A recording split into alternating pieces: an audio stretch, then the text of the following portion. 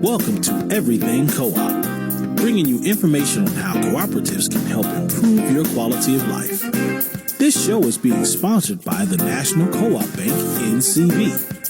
The NCB is dedicated to strengthening communities nationwide for the delivery of banking and financial services for the nation's cooperatives, their members, and other socially responsible organizations.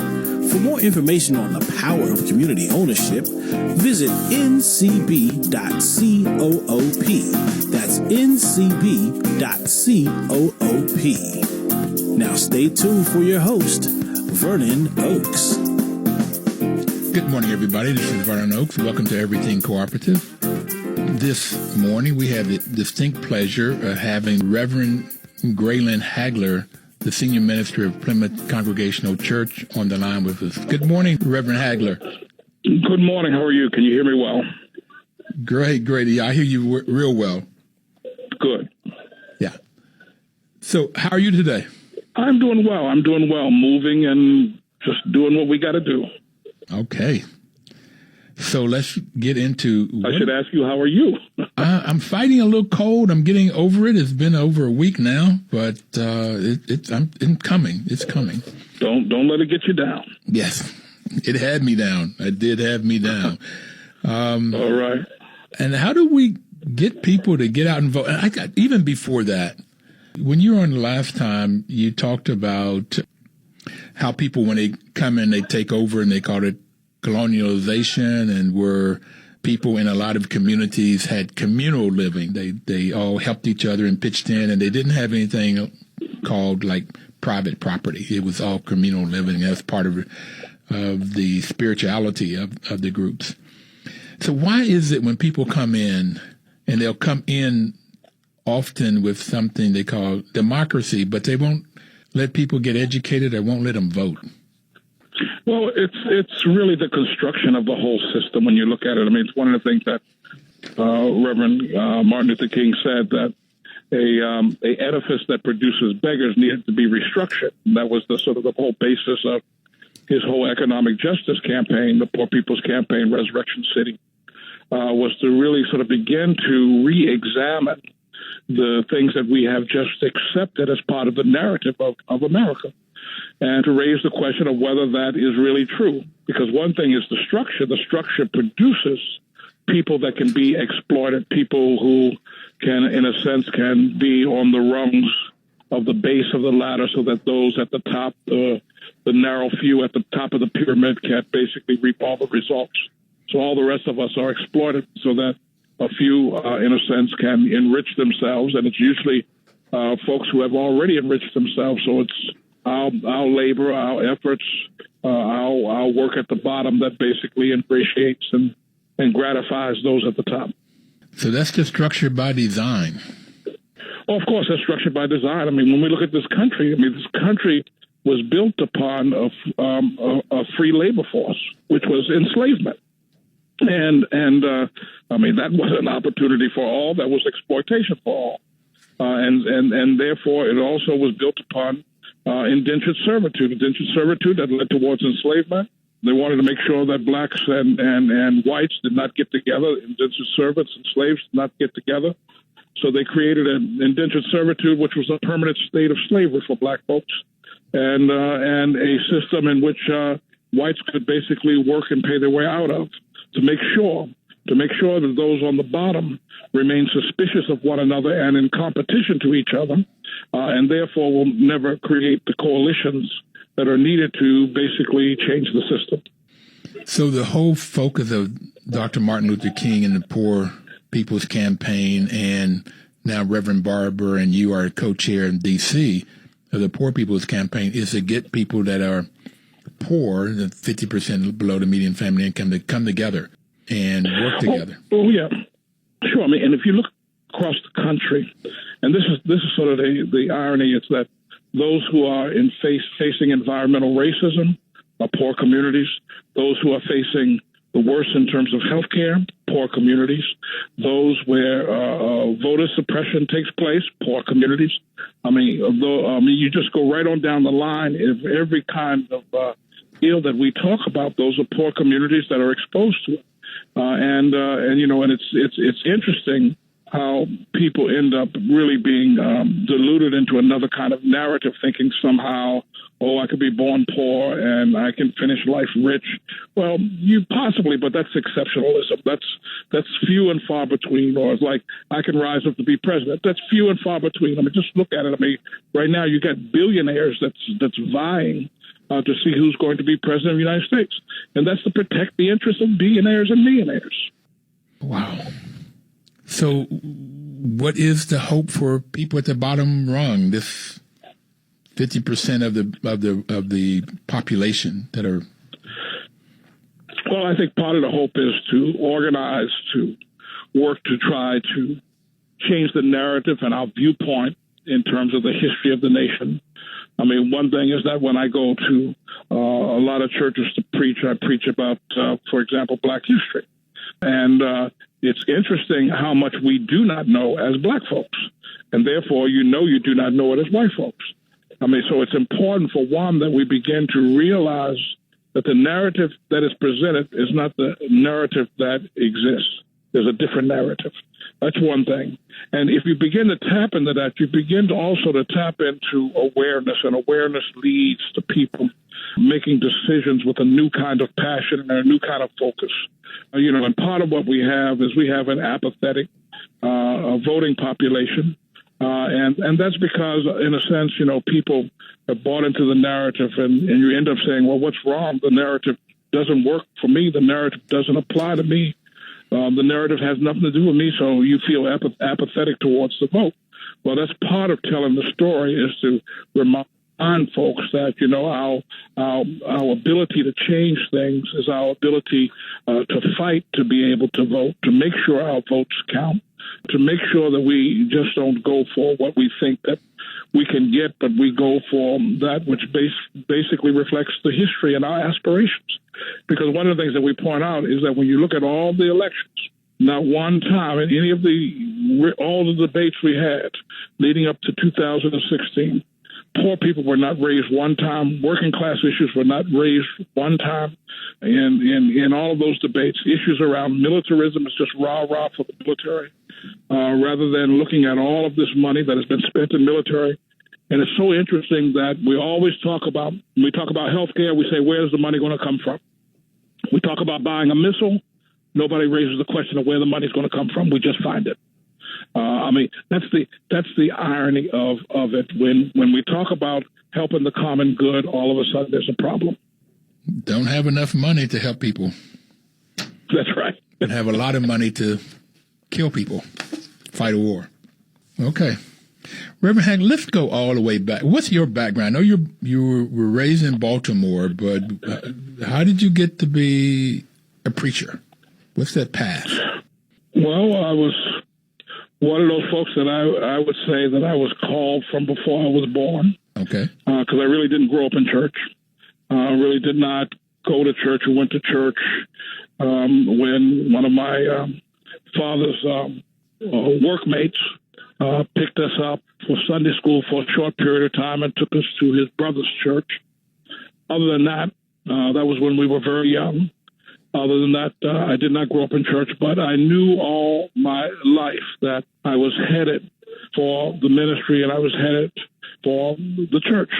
And so when I went to college, I immediately was a religion major, even though folks tried to discourage me from that and said that I had not explored enough to make up my mind and to declare being a major. But I said I was a religion major. And then when I got into college, I immediately started exploring what seminary I was going to. And I chose Chicago Theological Seminary because of its location in Chicago and because of its reputation around social justice. And so that's been part of my journey. So you knew from beginning of time, that's a calling. And I was reading in the scripture where it says to Jeremiah, I knew you before you were born. Yes. And I understand that at a whole personal level. Because I could not necessarily articulate what was the pull upon my life. I just knew there was a pull upon my life. And I couldn't really articulate for the longest time what was the direction of my life. But somehow, like following a light, I followed that light define, and allows it to define the direction of my life. All right, so you follow that light, and you ended up at Plymouth. Well, I ended up, first of all, in Chicago, pastored in Chicago, at Park Manor Christian Church as the associate pastor, and then I went out to the west side of Chicago and pastored at Third Unitarian Church. And then I went to Utah and pastored at a church for a short stint, Chicago, and then ended up being pursued in Chicago by law enforcement because of my involvement with a group called the FALN, which was the Puerto Rican group in Puerto Rico. And I became pastor to that group, even when they were on the FBI's most wanted list. And finally, law enforcement arrested me one day coming from a meeting in the Loop and held me for several hours in a holding cell and released me mysteriously without ever charging me. And by the time I got back to the church, the fire department was rolling up the hose. And I felt that message was very clear to me from law enforcement at that time. And so I began to look for another place to go, another place in which to do my ministry. And I felt that was Boston, Massachusetts, because of all the racial upheaval. And so I sold my furniture and put gas in my car, and I drove to Boston to start organizing in the community there, and ended up driving cab and organizing a community, a church community. And so it became one of the organizing communities located in the heart of historic Roxbury in Massachusetts, Boston, Massachusetts. Wow. So how did you end up in D.C.? After 12 years in Boston, and I ran for mayor in Boston. We also was the center of organizing in Boston with groups like the Popular Front for the Liberation of Palestine. We also had an office of the ANC in the church, as well as numbers of other liberation movements and organizations. And for some weird reason, Plymouth Church started pursuing me to see if they could bring me to Washington, D.C., and accept the call to that church. And finally, after 12 years, I did end up in Washington, D.C. So I arrived in D.C. in 1992 from Roxbury, Massachusetts, where I had served and organized, and so ended up sort of being called to do the same thing here. All right. So that's 18 years you've been here. Fantastic. It's been 1992. I think it's 27. 27. All right. There goes my math. Okay. We're going to take our first break, and we'll be right back.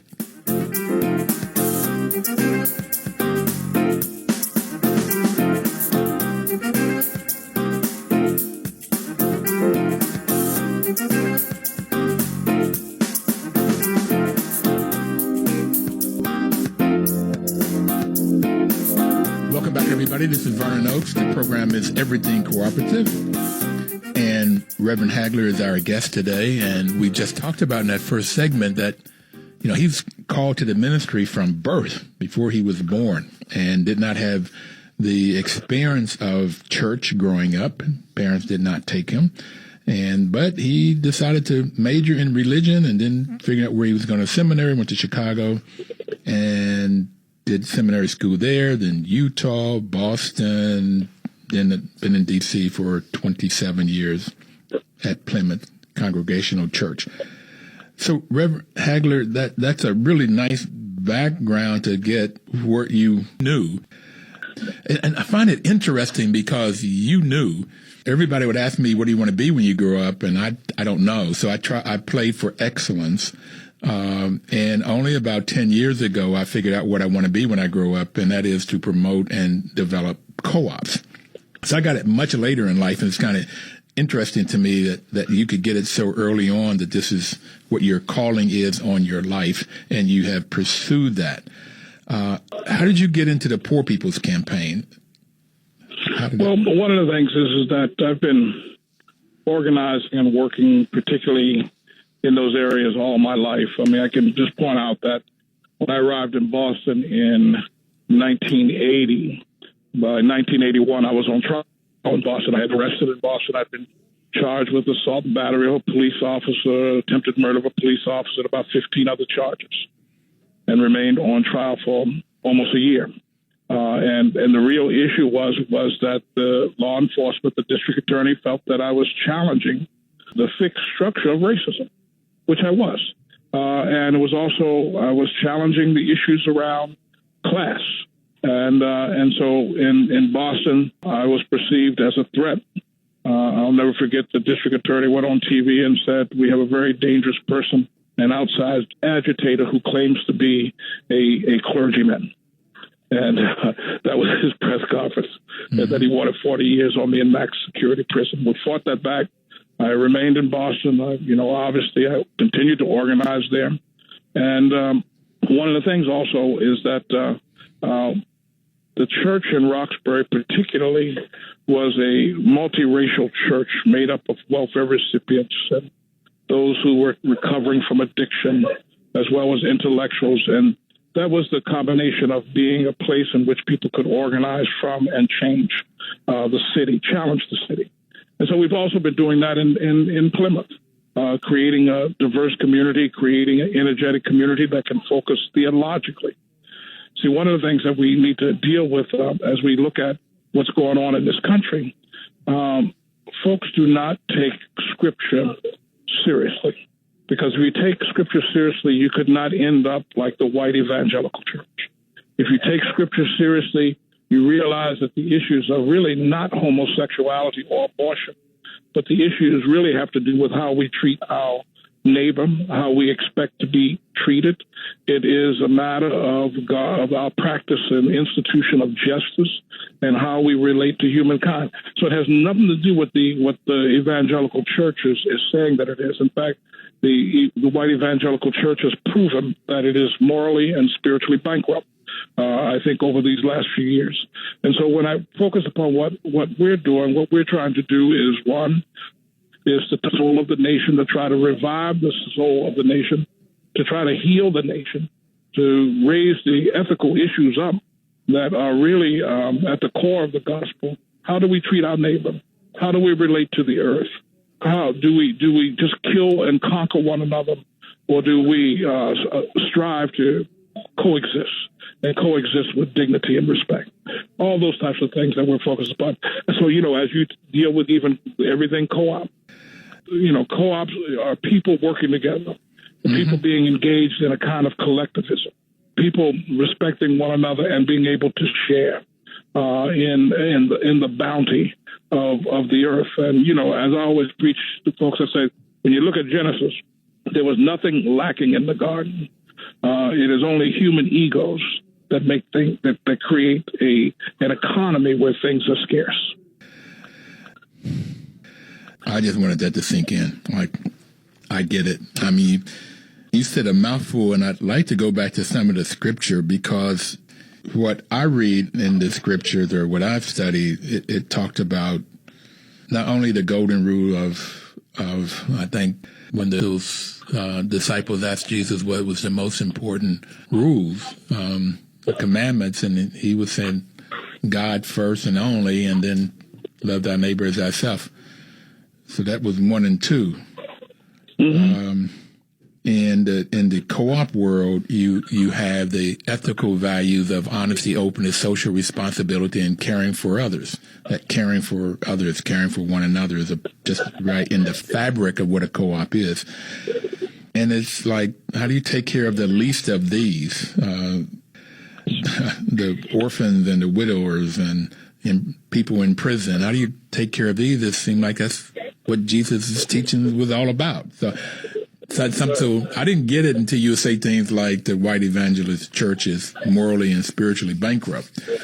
How can they get behind a Trump with everything he talks about, and how can they not get behind the Poor People's Campaign that's looking at how do you help people that don't have? And that seems to be Jesus' teaching. Sure. And part of this is because we've always had afoot in this country and in this world two competing Christianities. One is in the name of Christ, that is imperialistic, that is xenophobic, that is built upon a paradigm of white supremacy, is sexist, is basically empire building, and therefore it has nothing to do with the compassion of Jesus. But again, they exploit the masses with the superstition of Jesus. And on the other hand, there is the other gospel and the other Christian tradition that speaks of liberation, speaks of aid to the captive, letting the oppressed go free, all of the types of things that we really characterize as part of that golden rule of doing right. You know, I mean, just like you pointed out in that scripture, they asked Jesus what was the most important commandment. Jesus starts out by saying the Shema Yisrael, Adonai Eloheinu, Adonai Echad, which means the Lord our God is one. And then he says, and the second one is like the first, to love God with all your heart, all your soul, all your mind, all your strength, and your neighbor as yourself. And we neglect that. We neglect that for this the superstitious type of gospel. When you look at what's going on in the world, basically there are masses of people that are fed lines of superstition, lines of fantasy, and they become the foot soldiers for the oppressing of people. I mean, I look at the religious fanatics, for example, in Israel, basically seizing land from the Palestinians, and they're basically permitted to do so by those who don't even believe in God, those who are there amassing power like Netanyahu and folks like that. But that seems to be going on all over the world. All over the world. It works. It works. If I can tell folks, and remember this, remember the white man's bird? The white man's bird was a so-called pseudo-theological point of view that said the white man was entrusted with civilization, and therefore the white man's bird was to go forth and civilize the rest of the world, because Africans and Indians would starve to death if it wasn't for the white man cultivating the land and causing things to produce. Okay, but that doesn't... My engineer and I are here cracking up, looking like, yeah, but that just doesn't work. We were doing really well long before the white man came along. Sharing the land, working together, everybody knowing what they were supposed to do and how we help each other. And you talked a lot about that the last go around, is that this sense of working together is what I believe is at the core of humanity, of human being. The being part is how we work together and support each other. Oh yeah, I mean, yeah, but the whole idea is that if you can delude people in thinking that things are scarce, then you can create a whole model that is built upon exploitation and stealing, and people somehow feel justified in it. Exploitation and stealing, because there's not that much to go around, so I got to take what you got. And if I have, if I sell that well, then you can get anybody just about to do anything. Mm-hmm. Okay, so we're going to go into our second break, and I really want to see if we can't pull us out, because I'm feeling in the dumps right now, okay, of how can we get some hope back up in here, and the kinds of things that we can do, particularly with voting and getting people out, organized and voting, so we'll have a say in the resources, the massive resources that we have. I'm about trying to help people create new dollars, new profit, and then share that.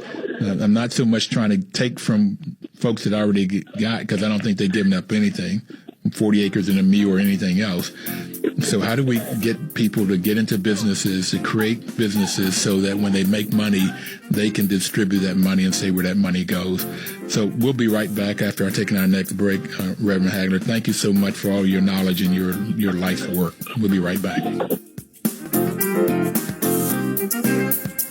Welcome back, everybody. This is Vernon Oakes, and the program is Everything Cooperative. The program is being sponsored by the National Cooperative Bank, whose mission is to support and be an advocate for America's cooperatives and their members, especially in low-income communities, by providing innovative financial and related services.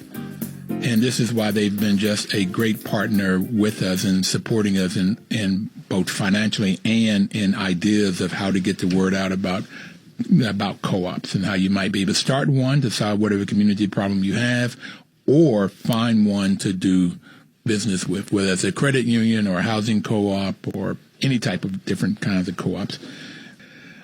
So this whole idea this year is how to get African Americans in the vote. So with the Black History Month. So how do you think we can get and educate young people about voting like you did in the 60s? What can we do? Hello? Okay, it looks like we don't have him on, so maybe we're having some technology difficulty, or he can call back. So I know when we were talking earlier, I find it very, very disheartening when I hear a young person say, I'm not going to vote, what's the need of my voting? And that just sort of puts their vote, their power, their voice right into what the rich want. I mean, the wealthy that we were talking about, this pyramid that Dr. Hagler was talking about, the top of the pyramid, what you have are the wealthy people, and they're looking for making rules and policies and laws that will help them, like this whole tax break that Trump and Mitch McConnell put through. It helped the wealthy, it helped the corporations, gave them more money. And they talked about that probably trickling down, that they would get it and then they would help other people again. That hasn't worked. It didn't work with the Reagan administration. It doesn't work now. And so you get young folk, particularly, you get all kinds, but particularly when I hear a young person say, no, I'm not voting, my vote doesn't count. And that's exactly what the wealthy want. I grew up in the 60s when we had young people excited about voting because it made a difference. And how do we get that excitement back to young people? It looks like young people were for Buttigieg and Sanders, Elizabeth Warren. So they get behind a candidate. You see it in the college towns. How do you get young African Americans in the neighborhood to get out and vote? And I think that's part of this organizing that Reverend Hagler was talking about, to get them educated. So the cooperatives have 7 principles. The first one, that co-ops are open to everybody and anybody. So it just doesn't make any difference about one's religion or political persuasion or gender or race. It just doesn't make any difference. So that everybody is welcome in a co-op. If the co-op is working with cooperative principles, that is. It just doesn't make any difference. And the second principle is democratic control, one member, one vote. And that's what makes co-ops very exciting with this voting, that people that get into a co-op, they begin to understand the importance of of voting. And people in co-ops get much more involved in voting, such that you find that we've had people on the program that says, that one gentleman from Senegal said that when people in the co-op really got the importance of voting, then they went out and ran for Board of Education or City Council. And people in the co-ops became very, very active in electing people. So this voting becomes extremely, extremely important so you have a say in what happens in your community, or in a co-op, what happens in your business. The third one is member economic participation. And in this member economic participation, normally there's a cost to get in. Could be in a food co-op, it could be as low as $100 to get in. It gives you the right to buy, a right to vote for the board of directors, or even run for the board, to be on the board. Also, this member economic participation, when you get in there, you have the right to say what happens to any profit. And that profit, a lot of talk about in 3 places, 3 buckets that money could go into.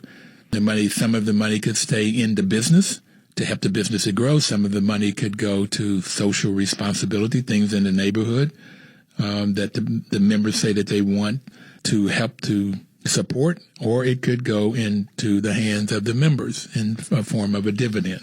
So the members get to say, the members get to create the profit, and the members get to say what happens to that profit.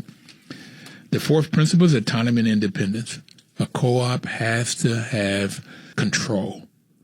The cooperators, the members, must have control of the business. So in a co-op, the type of co-op depends who owns and controls that business.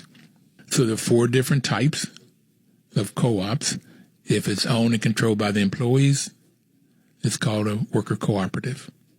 And there's more and more worker cooperatives showing up in the United States now. There's a Federation of Worker Cooperatives that you can get technical support, and they can help find capital to start your business and to grow your business. Federation of Worker Co-ops. And if it's owned and controlled by the people that uses the products or service, then it is called a consumer cooperative.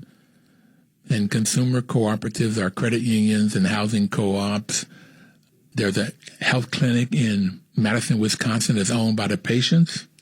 So that's the consumer and the worker co-op. And then you have, on both ends of a farm, the farmers need to buy products to help them to create what they're going to create the farm. And once they create whatever they create on the farm, then they'll have another business to help them to market it.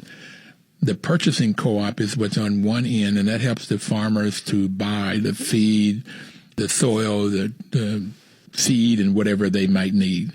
Fertilizer, gasoline, equipment, whatever they might need. They'll create this business that get to be experts in knowing the vendors and creating contracts for the farmers, so the farmers don't have to spend time doing that. And that business can make money. And then the farmers create whatever they're going to create, and they have a marketing business. That marketing business is Land O'Lakes. It could be any kind of business that helps that farm market whatever they're going to market. So these are the different types of co-ops, and the next three is education, training, and information. It's the fifth one, which is one of the reasons I love co-ops. It really helps people to understand a co-op and how they operate. And then the sixth one is cooperation among co-ops. And the seventh principle is concern for community. So we've got Reverend Hagler. You back? Back. Sorry about earlier. All right. Well, thank you for being back. I was talking about the different types of co-ops and the 7 principles of co-ops, hoping that you would come back because I wanted to learn more from you. But there's also, just real quickly, in Puerto Rico, there are co-ops inside of the school system. They've had this program for 60 years. They've got 53 different co-ops from elementary school all the way through college. They have these different co-ops that the young folk run them. They own it and run them.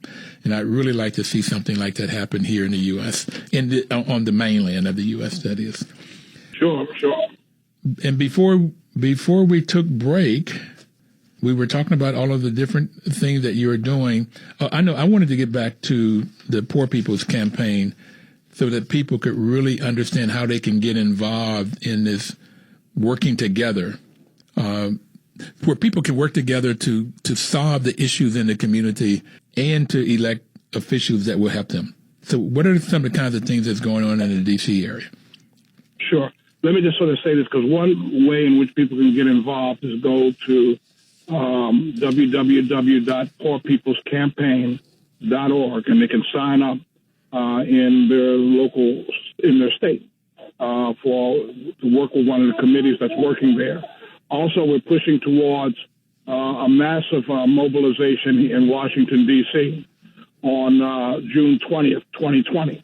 That will be after all of the debates are over, and it will be a way in which we begin to impact the narrative that exists out there, or the lack of narrative that doesn't exist, to really begin to sort of push into the public conscience issues around economic justice, environmental justice, racism, the issues of militarism that basically robs from local communities, the issue around affordable housing, the issue around prison reform, the issue around all of the things that have been going on in the world that many of us are continually upset over, to try to bring people together and also create out of that this idea of a fusion politics where people stay invested with each other even after the primary issues that they're concerned about may have been addressed, but to stick together and work towards that larger issue of transformation of the culture, transformation of the society, that we can't go away and can't go home. In fact, there was fusion governments that was a part of the whole Reconstruction effort after the Civil War. It created such a danger to white supremacist models that folks basically had to terrorize it out of existence. And that's a part of where we have come from, and that's where we end up right now as a society and a culture engaged in this sort of economic disparity, rich versus the poor. Just think, how can we talk about the issues around socialism and right now they're saying we want to be able to defeat a socialist, not necessarily endorsing them, but a socialist. Because the issue is Americans don't understand what socialism is. Social Security is socialism. Medicare is socialism. Medicaid is socialism. I mean, it is the idea that you address the society's needs. So it's real clear that Americans don't know what socialism is and the different forms and definition of socialism. And you were just talking about socialism programs that are very much inside of our culture. But the ones you didn't mention that's striking to me, and that is they are too big to fail. So we take tax dollars that everybody pay in and then give that to the rich people so they don't fail. Oh yeah, I think that's a good point that you're making, because the issue is not only did we give money to them to bail them out, they robbed everybody in the first place, and that's the irony of it. So here they are, robbed everybody, and then we bail them out.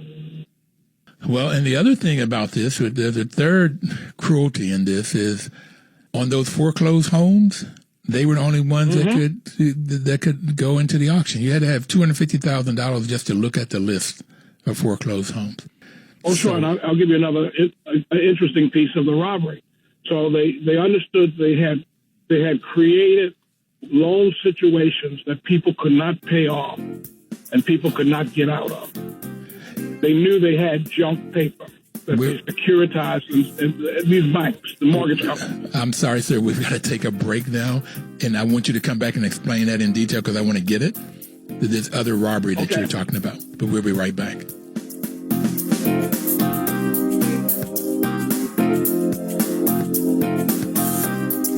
Your news talk station.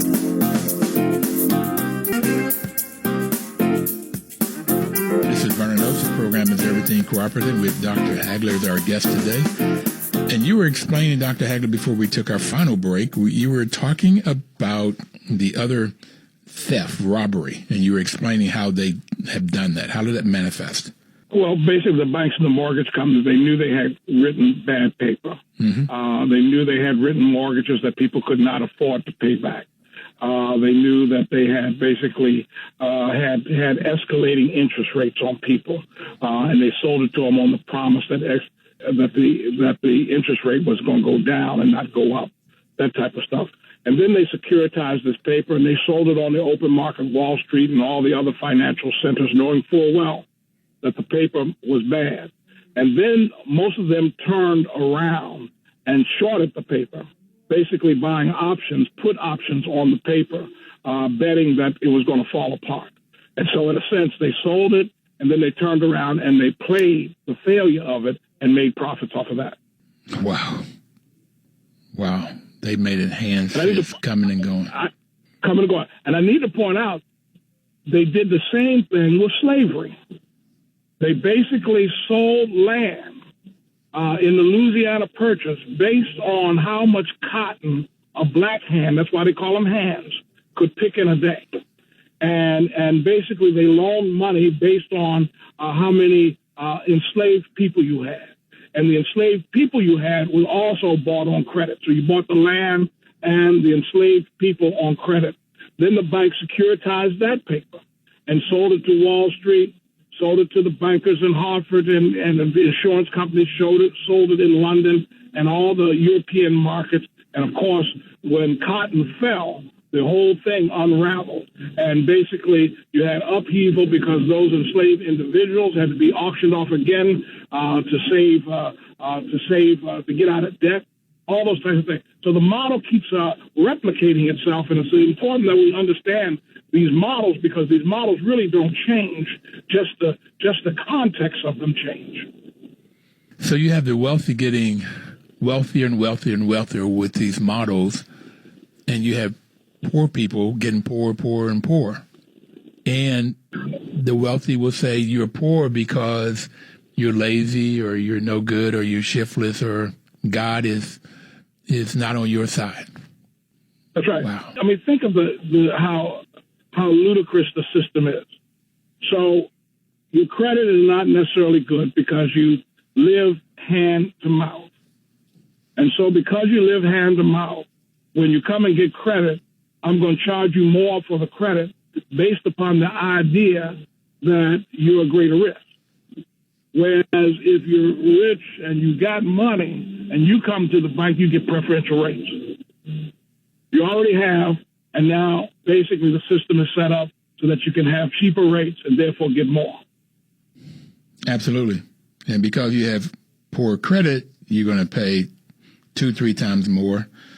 The wealthy may be paying 2% interest, and you might be paying 6 to 12% interest if you have bad, poor credit. And because you're paying so much interest, there is a higher risk that you will fail. Right. And see, the issue would be opposite with the gospel perspective.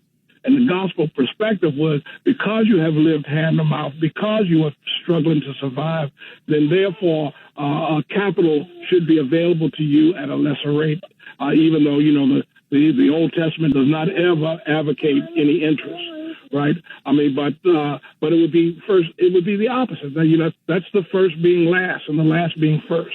And so we basically have come to screw up this idea, because we have equated our sense of Christianity, if I can put it that way, with capitalism, and capitalism with Christianity.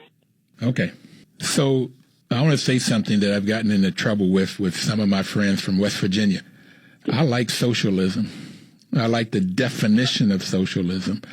I don't like what's the definition I have is the definition of what a co-op is. It's owned by the people. The people own the business. They do the work. They own the profits, and then they get to share in on those profits. That is by definition of socialist organization. The part of socialism I don't like is when the government gets in and they own the businesses. I don't like that part of it, the Stalin stuff and all of that. I agree with you, but one of the things we got to be careful of is, again, the narrative that's been presented, because, like, for example, and this funny guy, strange guy, racist guy in the White House always loves to point out Venezuela. Yeah. Venezuela was all right until U.S. intervention in Venezuela, and possibly the assassination of Venezuela's leader, Hugo Chavez.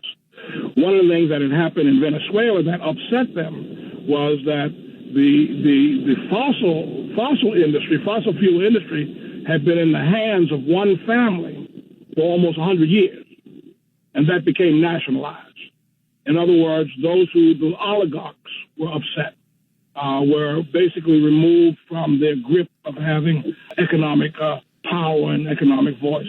And see, one of the things that happens is that, of course, capitalists get upset when that's disrupted. It's just like when the first thing that Fidel does in Cuba after the revolution is nationalize the land that was in the hands of a few companies, and particularly, the United Fruit Company, that had been largely responsible for a lot of the exploitation in Latin America. I mean, so there's sometimes those drastic things. But I understand what you're saying, but because I think I look at it this way. The issue is that when you talk about co-ops, you're talking really about a village experience. Right. That people are engaged and people recognize that they are interdependent upon one another, that the energy of each other contributes to the success and health. And again, I want to point out that's a biblical concept. Yes. Now, the Venezuelan under Maduro, I don't think they were socialist as much as those programs were populist. They put those programs in place so they could stay in power. But see, but Maduro inherits the wreckage that comes after Chavez. Right. Because the pressure was put on, and so he ends up, and I'm not making excuses for him, but he ends up in this survivalist mentality, which is not necessarily a very healthy mentality to be in. And of course, to make matters worse, then you go and you have somebody else now that you call president, and so you make the context even worse. So this democratic socialism that Bernie says he is, and the Nordic countries say that they are, they have these socialist programs in a democratic political program. There was a guy that said that they're not socialists as much as they're compassionate capitalism. And I like that term. I'd love it if we could get capitalism to be compassionate. That would be awesome. That would be hard, because you got to take the greed out of capitalism, and and so there's always that temptation where, when we look at it, we look at every single indigenous village, like in Africa or in native populations around the world. They have all lived in a way in which they have had a mentality of taking care of one another. The village becomes strong because they're able to share in the resources, of the village is weak because the resources, there's a failure, there's a breakdown in relationship. And I would love to see more of that here in the U.S., and this is why I like the co-op business model so much, because that's the whole core of it when it functions, and functions well, just like the rural electric co-ops. They have lines of 80% of the land mass. So it's about 900 businesses that really provide electricity for most of the U.S. Because in the 30s and 40s, the people with money would not string lines. It cost too much money to string lines all of this farm area and rural area. So they created these businesses that go create these lines, and everybody that's on these meters own these companies, and it really works. So they are functioning well and providing great services for masses of people and most of the land mass in the U.S.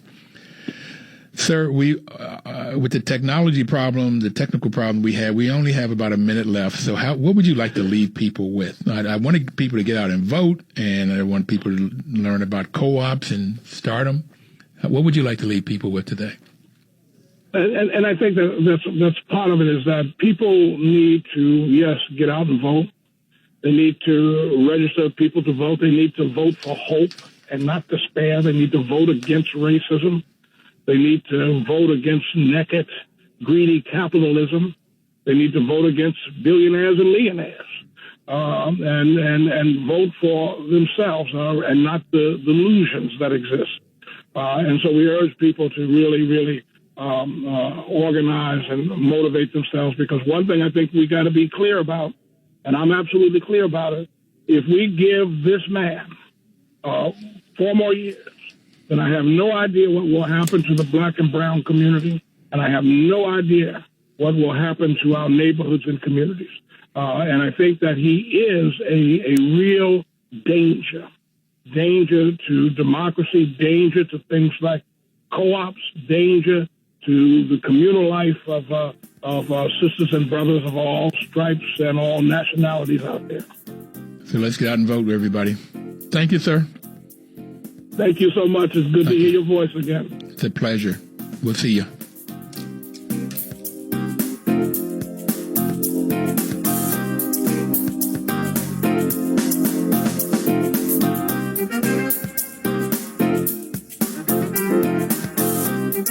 Your news talk station.